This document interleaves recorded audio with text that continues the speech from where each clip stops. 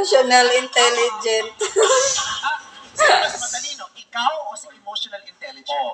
Siyempre ako din, kasi ako yung nag-audition dito at ako yung masagot na yun.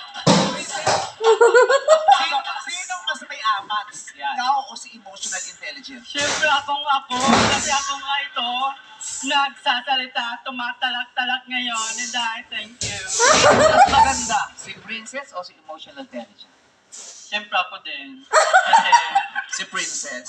ako din kasi nang papaganda at nagme-makeup sa akin minsan. So siya, Kaya mo bang make-upan si emotional intelligent? minsan kasi hindi ko siya mahanap, naglalaro siya sa bahay. Ay, naku, Diyos ko. Hindi ka natatakot sa nangyayari. Minsan parang natatakot na din, pero minsan, Kung merong isang bagay na gusto mong sabihin kay emotional intelligent, ano yun at bakit? emotional intelligent.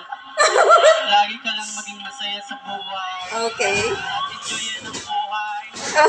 Dahil ang buhay ay hindi ka siguro diway. Yun lamang po. Sabi sa inyo, di ba? Ipasok yun. O ano, di ba? Tsaka si princess, nilat nila to, nakipag-bio. Talaga ba? Oo, si ang grade dito sa biodata eh. C minus, di ba? Oo, di ba? Sabi ko sa inyo, may nakikita akong special picture pa lang. Baka nakikita mo si emotional ito eh. Sabi ko, pati nga no. Bakit to si? Tignan niyo. Hindi, ipasok nito. May nakikita ko sa picture niya.